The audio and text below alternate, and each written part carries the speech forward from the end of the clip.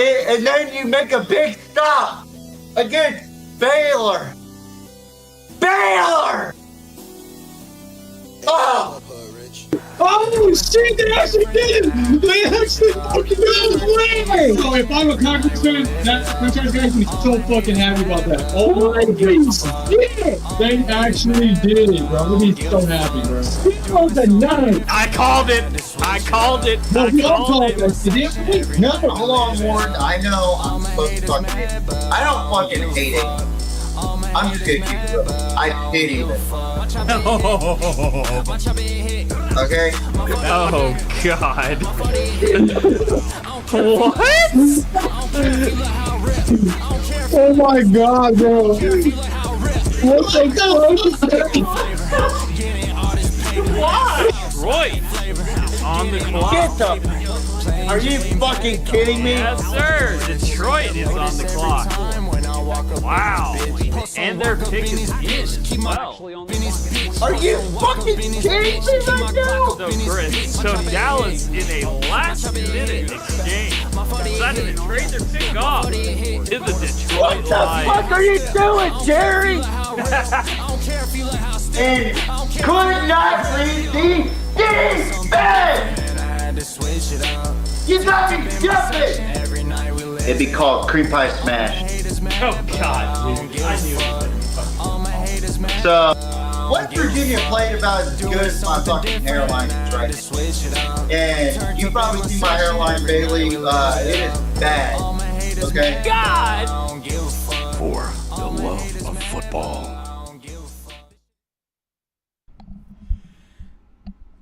Woo! Ladies and gentlemen, welcome back to the greatest show on YouTube Shorts, known as the Pigskin Mafia Podcast. I'm your host, TJ Riddell. And today we're going to be talking more news and predictions and picks in this week. Curt Cignetti got a big win over Oregon. One of the two losses that I had in last week's top 10 games. For those that haven't been paying attention, I went 8-2 last week, so woo! I'm on a hot streak now, motherfuckers. Ohio State got the job done against Illinois. Alabama pulls off a squeaker against Missouri. Texas dominates Oklahoma in the Red River rivalry yet again for the third time in 4 years. 136-39 overall during Brent Venables' tenure at Oklahoma. Indiana surprises me and a lot of people as they defeat Oregon 30-20 in what was a back and forth type of game, but Curt Cignetti, in my opinion, definitely outcoached Dan Lanning in this game. Georgia beats Auburn, but I think Auburn got robbed in this game, if I'm being honest. USC dominates Michigan, which I'm telling y'all, USC's looking pretty damn good to me. They do have a big test against Notre Dame, but we shall see. South Carolina travels to LSU. LSU wins that game. BYU at Arizona, probably the best game of the week last week, and BYU takes the dub in this game. And then last but not least, Utah demolishes Arizona State in what was a one-sided affair. I think Utah is starting to click at the right time. So, yeah, it's going to be very interesting.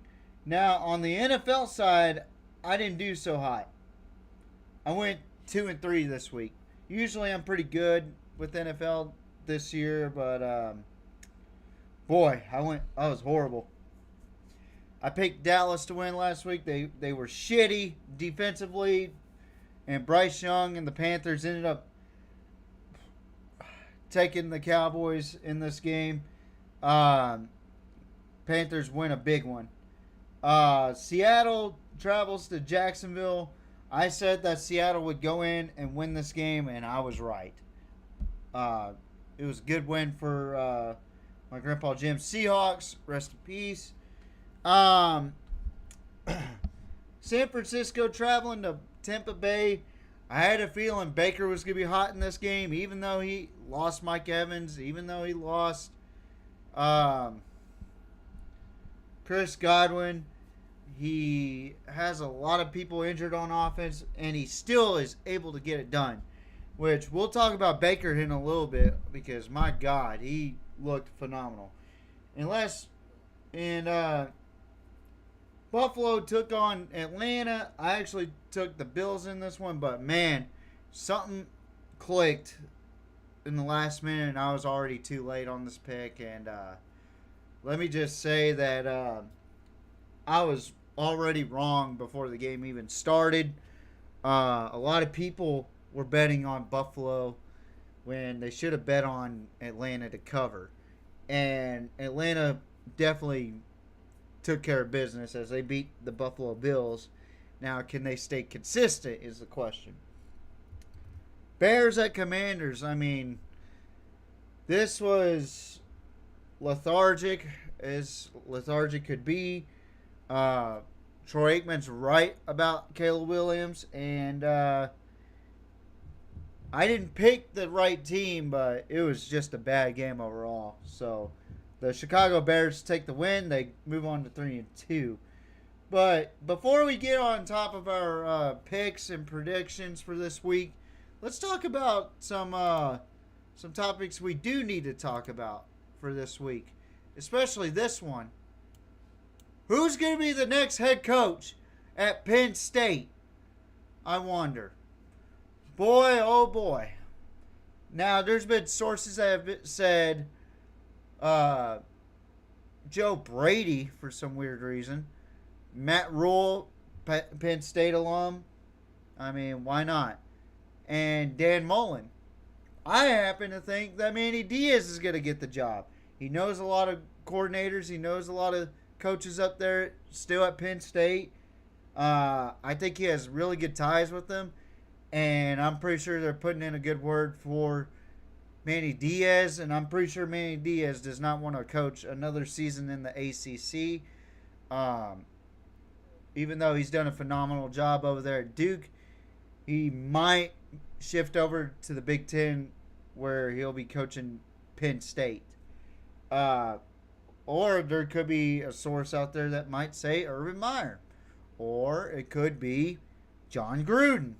You don't know. We don't know who's coming to coach Penn State quite yet. It could be an in-house deal, kind of like the Sharon Moore deal. UCLA still hasn't figured out who's going to be their head coach yet. So I'm intrigued to see what happens with Penn State. It just is weird that they would fire a guy that led them to the college football playoffs last season, all the way to the semifinals, barely lose to Notre Dame. And, you know, I understand that you got to win the big games like Ohio State and Michigan, but he took y'all to the fucking playoffs last year. I happen to think James Franklin is a damn good coach, in my opinion. It's just crazy how this transpired with James Franklin. You know, like I expected a lot out of this team this season, and they went 3-3, and they did not look good at all. But yeah, but let's talk about these three subjects real quick. I already covered James Franklin. Texas dominates again against OU in the Red River rivalry. Let me just say this. Blow U has lost 3 out of the last 4 games under Brent Venables. 136-39. If you combined all the scores allocated for the last 4 games that Texas and OU have played. 49-0. Texas won that game. And 2023, Oklahoma got the best out of Texas in a vulnerable game. 34-30. Okay, that's a good bounce back. What about 2024? No, 34-3. Okay, surely Oklahoma's got the edge now since Texas just lost to Florida. You know, the Texas Central crisis has hit, right? No, 23-6. And let me just say this. I thought Oklahoma coming into this game was going to be scary defensively. Arch probably played his fucking best game at the right time. And let me explain why. Because Texas right now, they're 4-2, right? After beating Oklahoma. They were 3-2, on the verge of being out of playoff contention. Let's just call it that. Because you could still get in as a 3-loss team, but in the SEC, there's going to be more 2-loss teams and 1-loss teams in the playoff, right? So this was a must-win game for Texas. Oklahoma, even though they lost, they still could control their own destiny. This is not a game that Oklahoma can really sit here and say, well, there goes our season.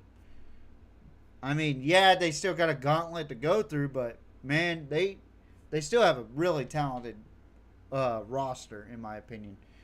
But back to this game for Texas, this was more. I feel like it was more pressure on Texas in this game because of the simple fact that we were ranked number 1 going into this season according to the AP poll. I hate the AP poll. I think we should abolish the AP poll. I don't think we should have polls until we go through our college football playoff polls, which might be coming up soon. I'm not entirely too sure. But yeah, I mean, it was a lot more pressure on Texas due to the fact that we needed to win this game in order to stay within the path of either getting to an SEC championship or getting into the college football playoff, or both. So, I mean, there's still a lot of football to be played for Texas. Season's still young. You know, there's a good chance that Texas wins out. There's a good chance that Texas drops 2 to 3 more games. Like, we don't know how consistent this offense could be. That's the main thing about Texas. Oklahoma, at least, they lost 1 game. Yeah, it's an SEC game, but they lost 1 game. And maybe this was their wake-up call. We don't know yet. They gotta travel to South Kakalaki, I think, this week, if I'm not mistaken. But anyway, good win for my Longhorns, and I hope we win out. And we played A&M at home while they're undefeated, and we kicked the shit out of them. So that's what I hope for anyway. But wish in one hand, shit in the other. That's what the saying is, right? And last but not least, Curt Cignetti. Wow. Masterclass performance by the man that says, Google me. Now, last year, I thought he was a fucking idiot for doing that. And that was in a playoff game, right? I was in my feels when that happened. And so I called him for what he acted like. A fucking idiot. Well, he just proved to me that, well, he's not that big of an idiot. He just outcoached Dan Lanning in this game and absolutely played They coached a phenomenal game. His players were playmakers in this game. They look great. They look great. But my only question is for Indiana, or for anybody that cares about Indiana, what will happen when you face Ohio State? Because they got probably the best defensive coordinator that you could possibly get this season in Matt Patricia, which I thought that was a good counter to what they lost. I thought it was actually a better counter now that I look back at it. Ohio State is a whole different animal, in my opinion, this season. I think Indiana is a good playoff team. I really do. But I don't think they're a national championship contender. I don't think they'll even win the Big Ten this season. I think they're going to end up losing to somebody that they really shouldn't. Like a Penn State or something like that. Somehow they lose to Penn State. They're going to drop one, in my opinion, at some point. I don't know when. I don't know how. But I feel like they're going to end up dropping one. And for Indiana to already give Curt Cignetti an 8-year, $90+ million contract. 8 years. They gave him a fucking Patrick Mahomes contract. And listen, we've seen this story before with teams like this. They have a great season back-to-back, right? And you're already going to extend him to 8 years? Because you're afraid somebody might snag him? No. I feel like people don't learn from what happened to A&M with Jimbo Fisher. I really don't think so. Because what happens when Indiana hits a snag this season, after their big win against Oregon, all their momentum's gone, they end up dropping to somebody that they're not supposed to lose to, and it ends up being a catastrophic season for them. I mean, this is ludicrous to me that we're going to sit here and extend this guy for 8 seasons. If you're going to extend him from at least 3 more seasons. That's good enough for me. Because what happens if you have mediocre? You're not gonna you're not gonna show any performance. You're not gonna show any progress. That's what happened with A&M. And I have tried to tell my A&M friends, Jimbo is not the guy for you guys. Jimbo is not that guy for you guys. He had one good season with A&M. But other than that, 8-4, 7-5, fucking 5-7 in 2022 when they had the highest rating for recruiting class ever. And they hit a snag and they went 5-7. So I don't understand why programs continue to waste their money, is all I'm saying. I'm not saying Curt Cignetti is a bad coach at all. Actually, he changed my mind on him being a fucking moron into being, wow, he's actually a damn good coach and not just spouting out bullshit. But goddamn, he's only been there for a couple years. Let him build and extend him for 3 years, that's fine. But fucking 8 years? You don't know what's going to happen in 8 years. You don't know. You might hit a snag. Look what happened to A&M. Look what happened to fucking Penn State. They just got rid of their coach. Fucking second highest buyout in college football history. A&M first in buyout history. was $76 million.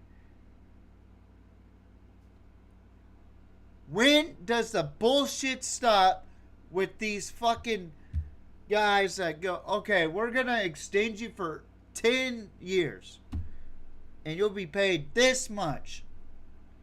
So you'll get like a $360 million salary or a $360 million contract, basically. Like, I don't understand how people could just sit by and just allow this to happen. Like, where are the presidents in this? Where are the guys with the PhDs saying, whoa, whoa, whoa, whoa, whoa, whoa, whoa, whoa, whoa. We don't need to sign him for 8 fucking years. We don't know what's going to happen in 2. So, extend him to 2. Give him a bonus. And we'll be okay. Nah, we're just going to fucking say fuck it. 8 years. Well, I will enjoy seeing what happens in 8 years. I'm not saying I'm not a believer in Curt Cignetti, but I don't see him winning a national championship. I don't see him winning a conference championship. And if he does, good for him. But that's all I got. That's all I had to say about that one. But last thing I want to really take a deep dive at before we get into our picks and predictions. Baker Mayfield.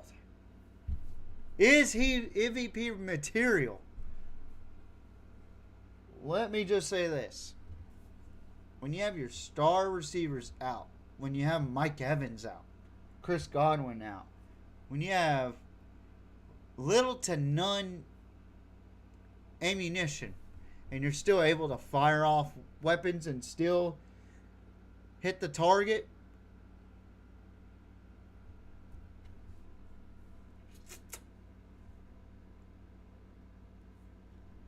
you just might be that guy. Baker Mayfield right now looks like the best damn quarterback in all of NFL, in my opinion. It looks like he's brought back that Heisman swagger when he won the Heisman when he was at Oklahoma. This version of Baker Mayfield is the best Baker Mayfield you could possibly get. The Heisman Baker. Not the rookie Baker. Not the Baker that took the Browns to the playoffs. I'm talking about prime OU Baker. Probably the best OU quarterback I've ever seen, in my opinion. And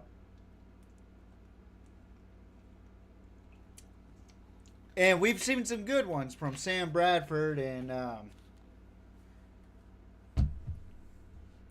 Jalen Hurts and all these other guys, you know. Jim Heupel, you know, or Josh Heupel, Jason White, all those guys, right?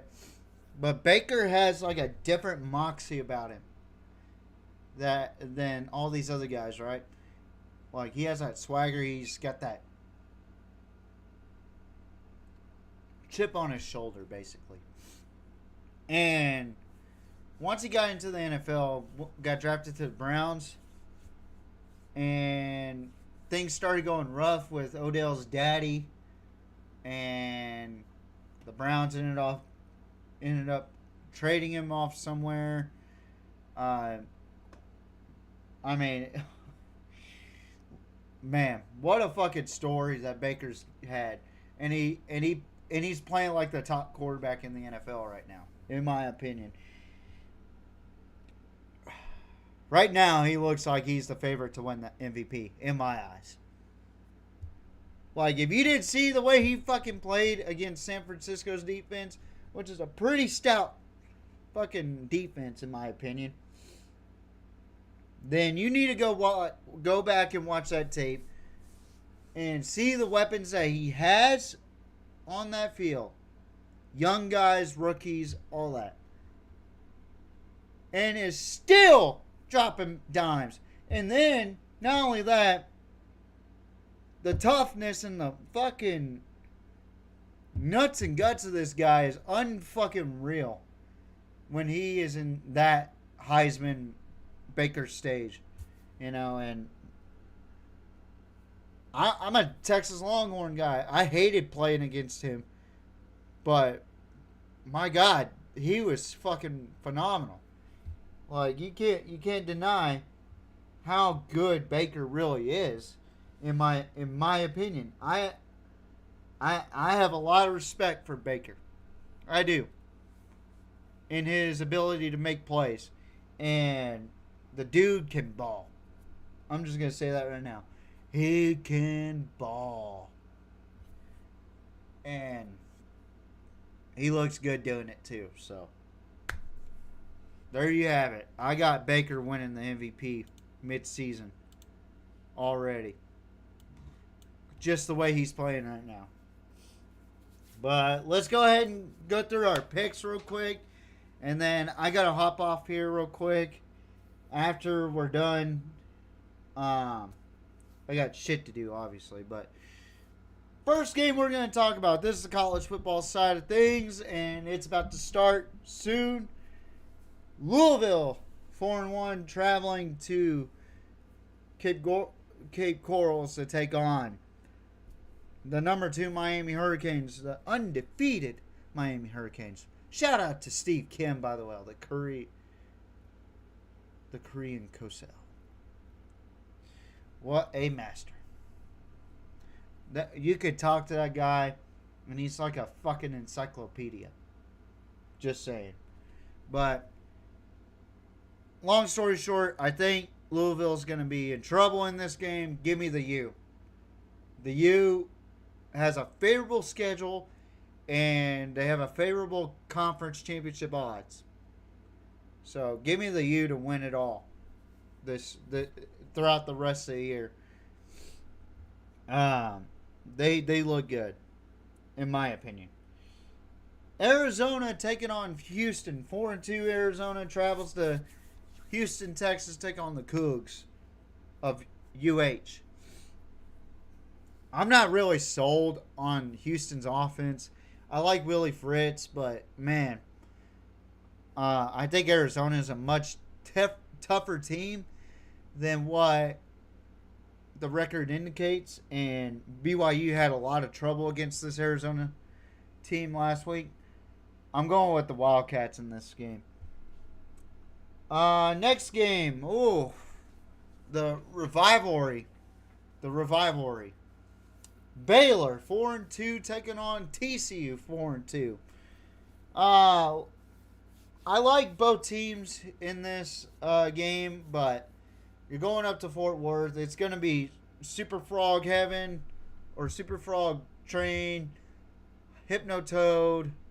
I like Josh Hoover in this game over Sawyer Robertson. I think it's going to be a clinic between those two. But give me TCU to win this game. Go Horned Frogs.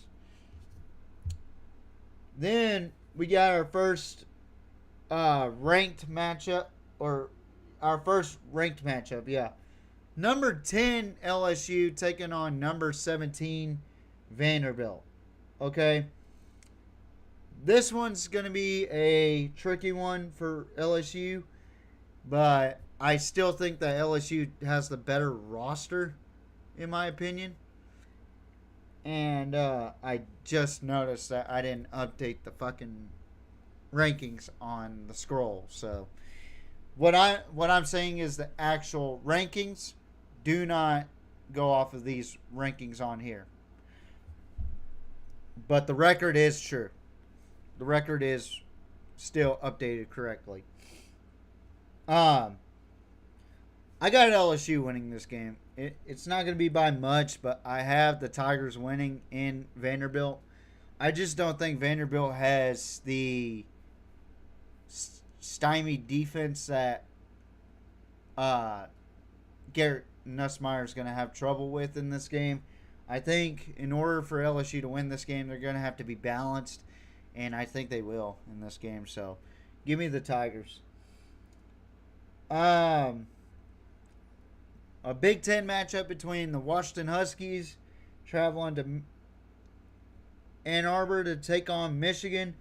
I don't know about this game. Like, I'm not really sold on either team, but Michigan, man, they just look fucking flat as of late. Give me Washington to win this game. I'm not really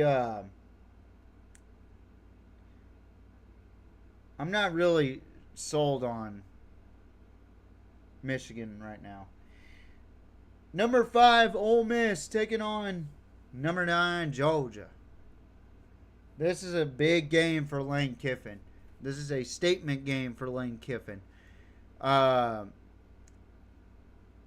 think Georgia right now is not playing up to the standard of what UGA is about under Kirby Smart, but I don't think after last week I'm really confident in Ole Miss winning in Athens, Georgia. Give me the Bulldogs to win this game.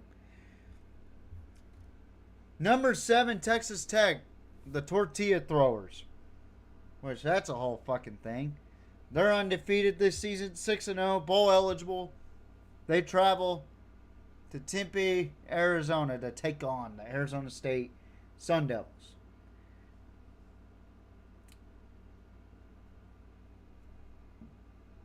Upset alert, upset alert, upset alert. I got Arizona State winning this game. So that people could stop talking about Texas Tech being hype. I'm going to be honest. I think that Arizona State is going to come out with a fiery vengeance after being humiliated by Utah. And they're going to beat Texas Tech in this game. So give me Arizona State. Now, I call this the game of the week right here. Number 11, Tennessee, 5-1, traveling to Tuscaloosa to take on the Alabama Crimson Tide. Number 6 and 5-1. They've won 5 straight, by the way. I really like Alabama in this game. For one, home field advantage. 2, the way they have played is just awesome. They've been playing tempo football, and they've been playing game management football, and they've done a really good job with it. Kalen DeBoer really did a good job in the last couple weeks of doing that. I really like this Alabama team. So give me Bama to win over the Vols this week, and Tennessee has trouble in Tuscaloosa. So game number 9, number 20, USC, 5-1, travels to South Bend, Indiana to take on the gold helmets, the gold shells. Notre Dame, the Fighting Irish, 4-2. Touchdown, Jesus. Let me just say this. I really am impressed with USC over the last couple weeks. USC has looked really good over the last couple weeks. Give me the Trojans to win this game over Notre Dame. And last but not least, number 23, Utah travels to their hated rivals, number 15, BYU. As, man, let me just say this. The Storm and Mormon battle is about to be upon us. The Holy War.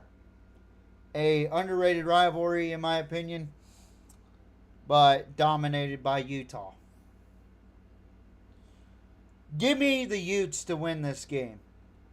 I like BYU, but Utah's starting to hit its stride a little bit, and I think that BYU is going to have a little bit of trouble against Utah in this game. Now we're going to go to NFL picks. This will be swift because I got to get going. NFL Week 7 picks. Game number 1, the Los Angeles Rams takes on the Jacksonville Jaguars. Puka Nakua's out. We're going to have trouble for the Rams. I'm actually going to pick the Jaguars to win this game. Game number 2, the Philadelphia Eagles, who have lost 2 straight, to both the Giants and the Broncos. Well, Broncos and Giants. We'll be traveling to the Minnesota Vikings as they are 3-2. I'm not really sold on Minnesota. Give me Philly to win this game. Game number 3, Indianapolis, the Danny Dimes Indianapolis Colts, 5-1. Travels to Los Angeles to take on the Chargers. They are 4-2.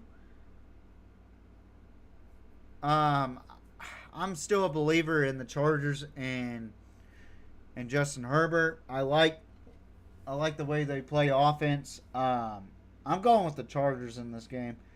This is the Colts' first true test. I'm not really sure if they can really compete against Los Angeles in this game. The Chargers, I mean. I'm picking the Chargers in this game. Game number 4, Atlanta travels to San Francisco. Atlanta coming off of a big win against Buffalo. San Francisco coming off of a tough loss against Tampa Bay. But they are at home. And I'm going with San Francisco. San Francisco is a much better team than the way they played against Tampa Bay last week. And I think San Francisco will win this game pretty fairly. And last game, we're going to talk about the NFL game of the week. The Tampa Bay Buccaneers, 5-1, led by future MVP Baker Mayfield, travels to Detroit to take on the Detroit Motor City Thundercats, the Detroit Lions, 4-2, who came off of an ugly loss against Kansas City. I think this will be a good offensive showing, but I like Tampa's defense. I like Baker in this one. Give me Tampa Bay to win this one. And that concludes our picks for this week. Tune in next Tuesday as we will go through our picks this past week, and then we'll go through our picks and predictions. It's going to be a hell of a show next week. So tune in. We are the Pigskin Mafia Podcast. Good night. Mwah. And good night. Bang. Toodaloo, motherfuckers.